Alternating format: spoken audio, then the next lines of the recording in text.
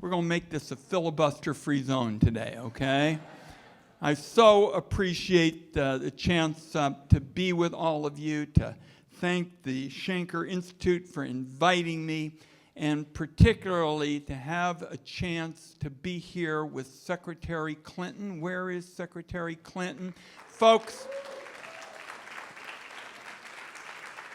Secretary Clinton, throughout her time in public service, when there is a job to be done, when there is a challenge ahead, she just steps up and says, we're going to get out there and we're going to mobilize. That's what she's been saying on this issue. She has been key to making sure we have this NBA all-star team of individuals. But I want you to know that when I have heard her speak and focus on this issue, she understands what's on the line here. Let's give Secretary Clinton a big round of applause. I can't hear it very well. I'd like to hear it a little bit better. Secretary Clinton, I can almost hear it. It's coming through now.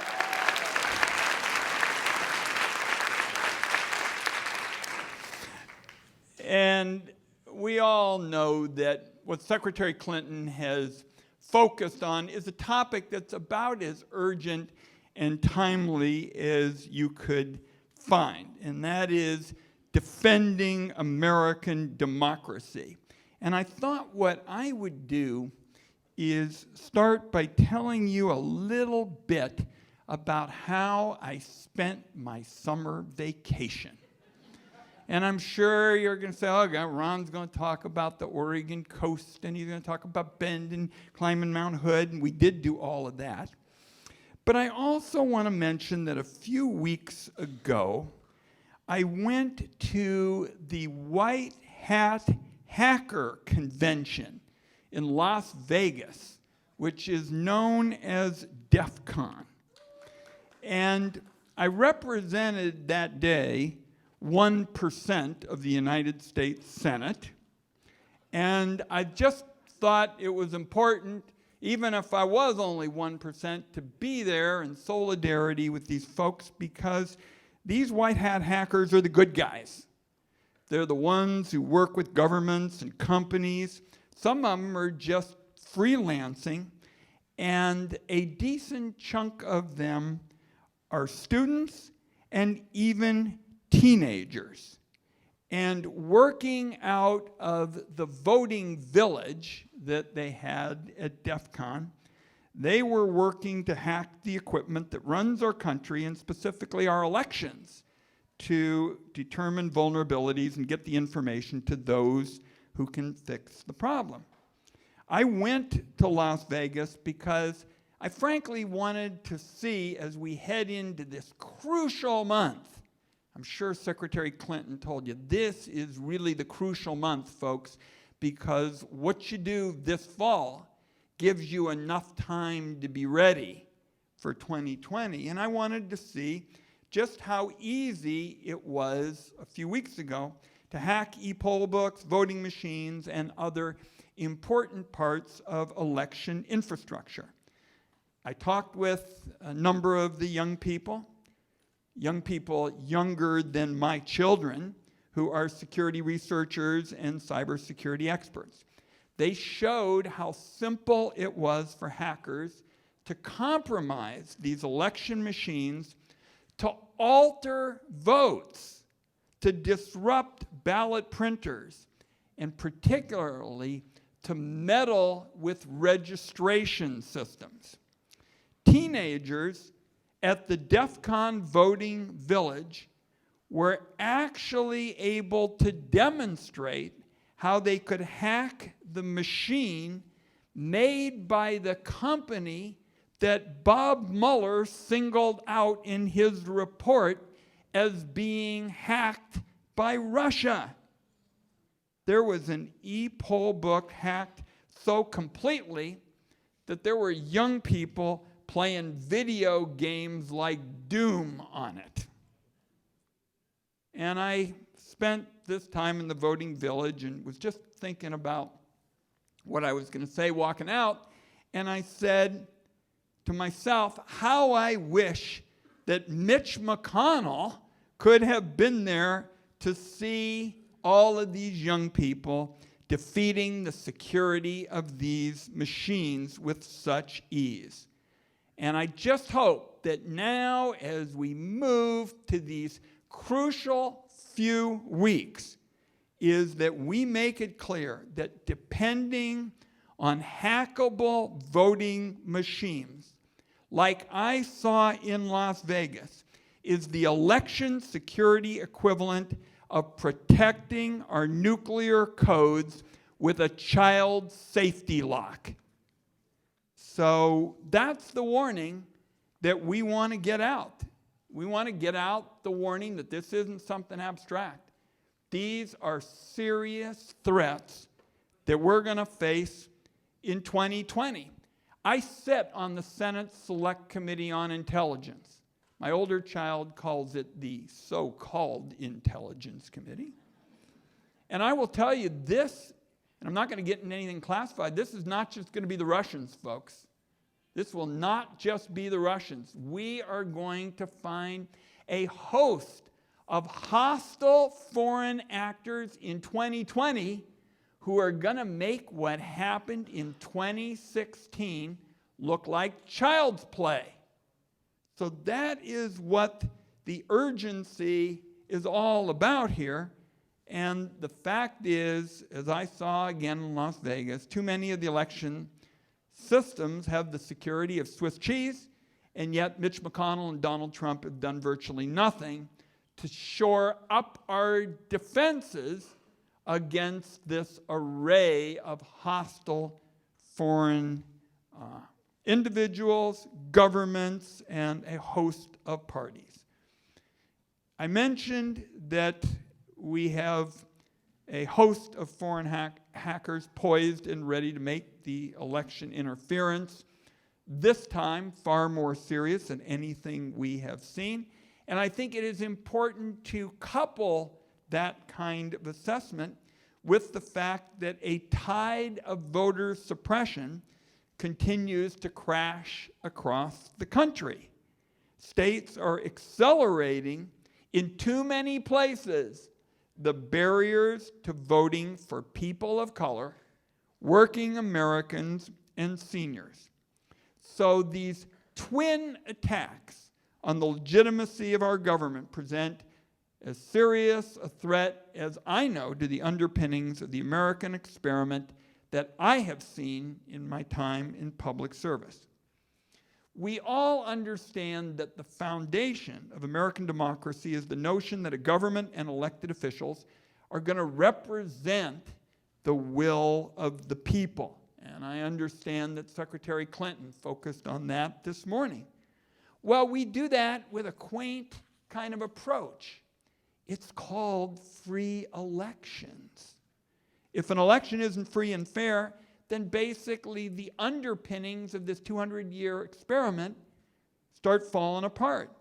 If it's harder for some people to vote than others, or if foreign hackers can exploit security weaknesses to interfere with voting machines, then again, the system starts falling apart. And especially if Americans don't have faith that the government was chosen fairly, I think people, for example, if that was the case this election, get up this morning and they say, what's the 200-year experiment all about? What does it really mean? If we're waking up right after an election and we wonder if the people we voted for were the ones who got elected and the system was working in a fair way. So the next few weeks are about one thing, and that is saying we will not let this happen on our watch. That's what I hope everybody will walk out of here and say, we're not going to let this happen on our watch. So today I'm going to give you two examples of how to defend American democracy. One that we take a special pride of, and I heard that the AFT checked in with Oregonians. I appreciated the fact they didn't, my friends at home didn't go into my shady past. But among other things, I'm the nation's first mail-in United States senator. The nation's first senator elected by mail. And we've given every American the option to vote at home and ensuring that every election across the country is secure against foreign hacking. And it seems to me taking the steps I'm going to outline will go a long way towards guaranteeing our people's constitutional right to vote, and that they're the best way to ensure that Americans, not foreign hackers, choose our elected officials. First, a note about some of the ridiculous roadblocks to voting. Every 4 years, you turn on your televisions, you watch on your phones, you pick up information so many different ways, and you see reports across the country of long lines, malfunctioning machines, voters turned away because of problems with their registration, and just about every ridiculous excuse that somebody can come up with to make it hard to cast a ballot. In too many states, politicians have an attitude that working Americans, people of color, young people, and those with disabilities should have to practically do somersaults to be able to exercise their constitutional right to vote. Just last week, a new report found that a handful of states closed nearly 1,700 polling places since 2014. Texas, Arizona, and I'm sure you're surprised with this, Georgia led the pack. Now, fewer polling places means fewer people vote. When fewer Americans vote, we all know what happens. Special interests, multinational corporations, they win. Working families, people of modest incomes, young people trying to get ahead, they're all the losers in that kind of scenario. Voting rights in this country, and I say this charitably, have become a kind of crazy quilt of restrictions, a hodgepodge of bizarre rules that make it more costly for voters and states and individuals to exercise freely the right to vote. So, in my home state, we've had it now for more than 20 years, we've fixed this. We vote by mail. We vote at home with automatic voter registration. I have proposed taking the Oregon system national and making it possible for everybody in America to get a ballot at their house and to vote at home. Here's how it works. Each time a voter uses their Department of Motor Vehicles, the new information automatically updates the voter rolls. Accurate registration is a breeze. You can always opt out should you choose to. Voters get their ballots in the mail 2 or 3 weeks ahead of Election Day, which leaves plenty of time to fix any problems with registration or ballots that do crop up. States can keep their current polling practices if they wish, but states that choose a full vote-at-home system are going to see their election costs drop. They're going to see turnout rise. They're going to see people ecstatic over the fact they've got a couple of weeks to conveniently think about their votes, for example, like when they're in the bathtub or something like that.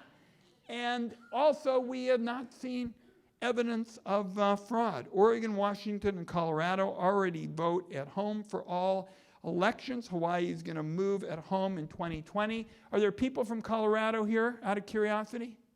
Well, if you have friends in Colorado, thank them in the days ahead for prohibiting barcodes yesterday. That's another big win for election security. Oregon, Washington, and Colorado already vote at home for all elections. Hawaii is going to move in 2020. In Oregon, we have been lucky to have had it. And to give you an idea about how absurd some of this politics is, early on in the 1990s, when there was discussion of vote by mail in the state of Oregon, almost all the Republicans liked it, And almost all the Democrats, other than myself and our Secretary of State, Phil Kiesling, didn't like it. And the theory was Republicans said, our people are really smart. They're going to be able to figure out those ballots, and they're going to get them in on time, and this vote by mail thing is going to be good for us. And the Democrats said, no, vote by mail, that's going to be bad. Our people won't know how to use it, and they won't be able to fill out a ballot and all this kind of thing. Let's be careful about it. Well, Oregon voted to do it. I won that special election in 1996. I became Oregon's first Democrat to be elected to the United States Senate in more than 33 years. Then there was a huge about-face. Democrats said, we love vote by mail. And Republicans said, no, we don't like vote by mail anymore. Well, the voters said nuts on this. And they put it on the ballot. And like 70% of the people of both political parties, of philosophies all across the political spectrum, says, we want vote by mail. It works. It's more efficient. We like the convenience. We don't have problems with fraud. And that's what's happening all over the country, a proven kind of winner. There's another reason that voting by mail makes a lot of sense, and that is paper ballots marked by hand are hugely more secure than voting with hackable electronic voting machines. This is critical because I will tell you, the hackers are coming in 2020. And as of this afternoon, I don't believe we're even close to prepared to stop them. And I just want to mention something that happened a few weeks ago.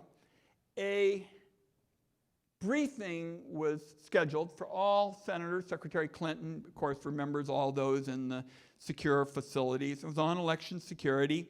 And because it was classified, I can't go into any of the discussions of what took place.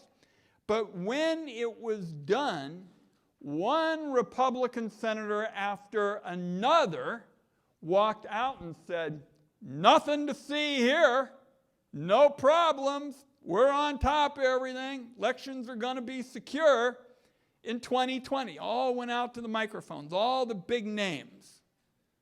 I didn't say anything quite like that because I knew in a few days what was going to happen, and that was the Associated Press did an exhaustive investigation across the country and found that scores of systems were using outdated Windows 7.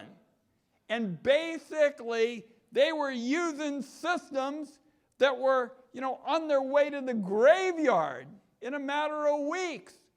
But boy, you should have seen everybody in their dark suits and everything parade up to the microphone and say everything was hunky-dory.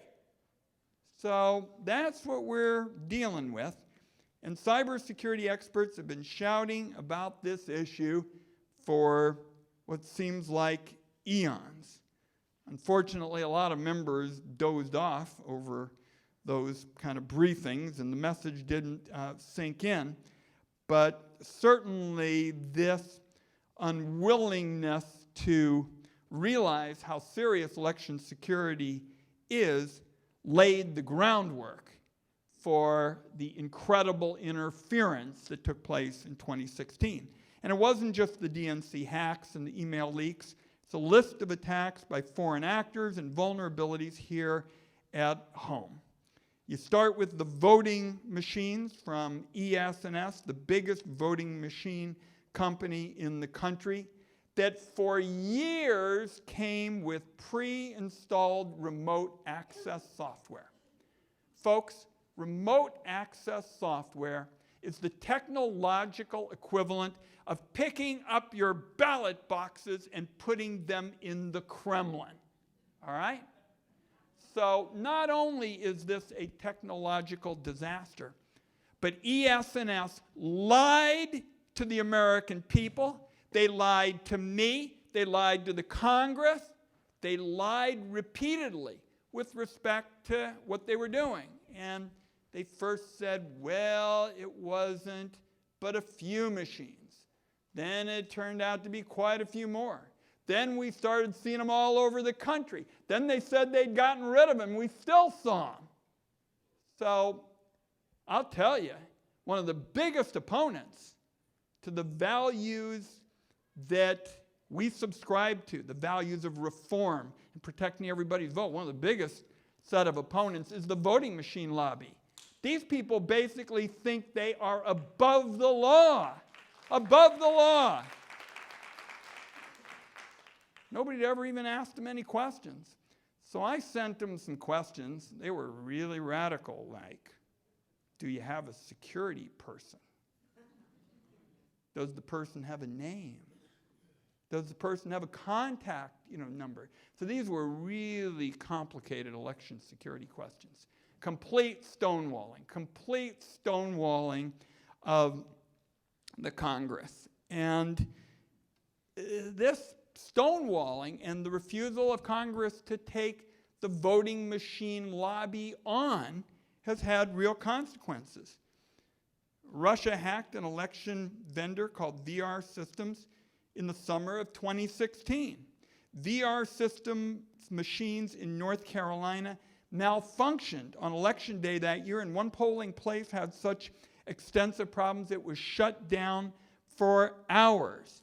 It took 2.5 years to get the Department of Homeland Security to even begin investigating what happened. I mentioned the Windows 7 issue, so you have a sense of the dimensions there.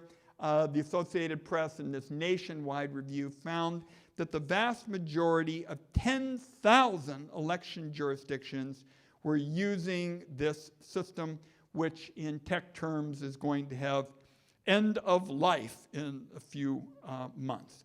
All of them are vulnerable to hacking. ES&S and HART, two of the biggest vendors, use this vulnerable software that I just described for all of their voting systems. So that means elections officials across America are buying election systems that will be out of date and vulnerable to the hacking the minute the box gets open. That seems pretty weird even by Washington standards. 5 states still exclusively use hackable paperless voting machines. 9 other states still use paperless machines in some counties. So it's not exactly surprising that Russia targeted election systems in all 50 states in 2016. In 2017, we began to work, a group of us in the House and the Senate, on legislation that would become the Pave Act. This was a piece of legislation I introduced with a number of my colleagues, many who are running for president now, and it was the first bill ever introduced in Congress to mandate the 2 key priorities that experts recommend across the board, and these experts are not partisan people. Paper ballots, hand-marked paper ballots, and routine post-election risk-limiting audits. I expanded and refined the bill over a number of months to mandate federal cybersecurity standards for election systems, basically what's called cybersecurity hygiene, and to address specific vulnerabilities that cyber experts discovered in voting machines. In June, we had a real breakthrough. Special credit is deserved to Speaker Pelosi and Chair Zoe Lofgren, chair of the key committee in the House, who engineered the passage in the House of the SAFE Act, which includes significant portions of the bill I just described, the SAFE Act. So now the SAFE Act and every other bill on this issue is still being blocked in the Senate by the person who somehow, some way, has convinced himself that he should be helping Russia with respect to compromising election security, Mitch McConnell. And I'm going to close with my kind of take on why he may be doing this. A reasonable person, of course, is going to ask, how does it make any sense to send election security to a legislative graveyard? Is voters of all political persuasions are hurt by the kinds of problems that I've been describing. Russia hacked the 2016 election. The 2016 election turned out pretty well for Republicans. So has this been on Mitch McConnell's mind? Ask yourself. They were able to unify control of the government, passed a lot of legislation, confirmed a whole lot of judges over my opposition to lifetime seats on the federal bench. So you might say, why change anything about a system that let Republicans consolidate power in 2016? If Russian interference leads to more of those far-right policies and more far-right Republicans being elected, it doesn't exactly look like Mitch McConnell is hanging crepe over that. He seems to think that's pretty much okay. And certainly, it seems this is the price Mitch McConnell and Donald Trump are willing to accept, what amounts to a bargain with hostile forces to keep a firm grip on their political power. One of the ways Republicans have held on to power is by engaging in voter suppression. It often seems to them stopping Democrats from voting ought to be priority business. And one of the ways they accomplish that is by making it difficult to vote. They shutter polling places in communities of color. They make it harder to register to vote. They shorten polling hours. They find a way to make the lines at polling places really, really, really, really, you got my drift, long. So, this of course relates to voting machines. Hand-marked ballots are easier and quicker for people to use than a touch screen. People get in and out of their polling places faster. The lines get shorter. Those images you see on TV of people standing in the heat with their children wondering if they're going to get a peanut butter sandwich before breakfast tomorrow. I mean, those pictures are just etched in our brain of those families and their low-income families clinging to their child, who's thirsty and tired and wants to know where the sandwiches are, and mom and dad are just hoping to be able to vote, to be able to tell their child one day, I was there getting counted for you, for your generation. Well, you don't see those pictures in Oregon, by the way. Just saying. And obviously, long lines keep people from voting, and historically low turnout elections favor the Republicans. So, that's sort of the same old song you hear sung in Washington anytime a Republican wants to block an important legislative priority. Election security is not an issue for the Congress, it's an issue for the states. And what a surprise. That was pretty much the identical language Republicans used to oppose the Voting Rights Act and to try to put the restraints on advancing justice and dignity, which is what the civil rights legislation, of course, was all about. In this context, when Republicans argue for states' rights, they're arguing for the rights of states to suppress the vote. Finally, part of the reason that Mitch McConnell and the Republicans have blocked election security is because the voting machine lobby, as I've said, just flexes its muscles every single time we've got, an important vote. Well, don't you think it's time to take from the clutches of the voting machine lobby, take our democracy back? I think that's what this is about, folks. The voting machine lobby has proven they're not going to protect our democracy. In effect, their policies do more for Russia than they do for American voters.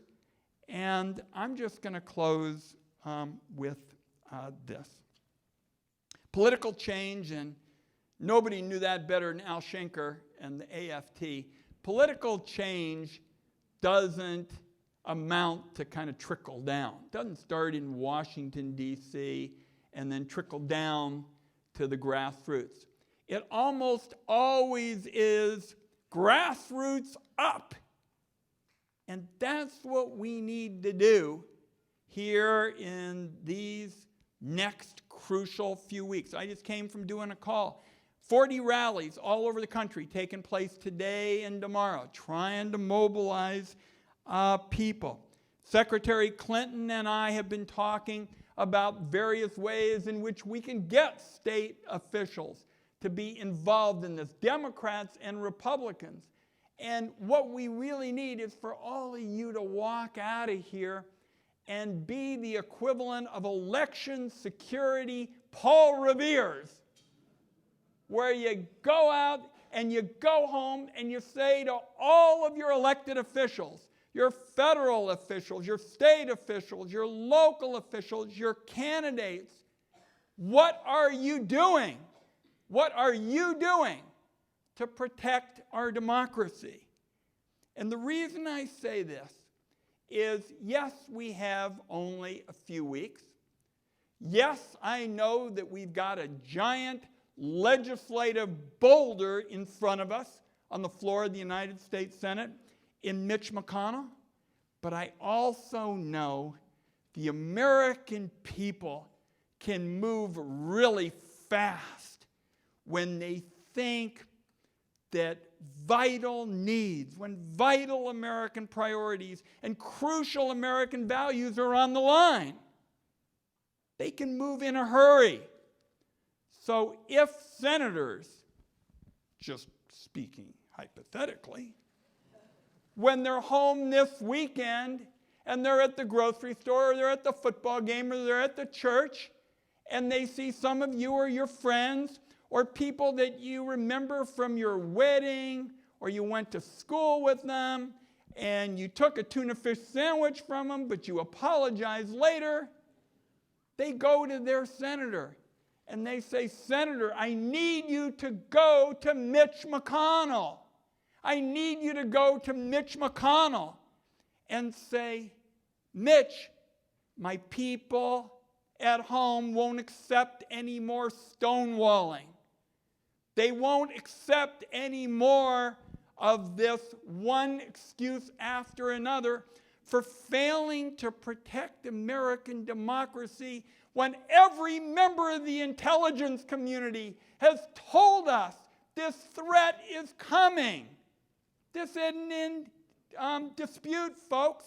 You have to take my word for it. I know that I'm not a household word. I'm barely a household word in my own household. But I'll tell you something. The intelligence community, in open hearings, has said this threat is at hand. This threat is real. And as of right now, I guess what we're saying is the Russians and whatever hostile power it is, with their armies and their cybersecurity hackers, we're going to say, we'll take them on with the county IT guy. The county IT guy will go out there and beat them. Well, I have enormous respect for local elected officials, and nobody's talking about replacing them. What we're talking about is supplementing their good work, ensuring that they have a framework that's actually going to help us defeat those who would try to snatch our democracy from us. The time is short. The stakes are great. AFT's been in a lot of big fights in the past. I just want you to know I joined Secretary Clinton in being your partner for this battle in the weeks ahead. Let's go out and win this fight so crucial to American democracy. Thank you.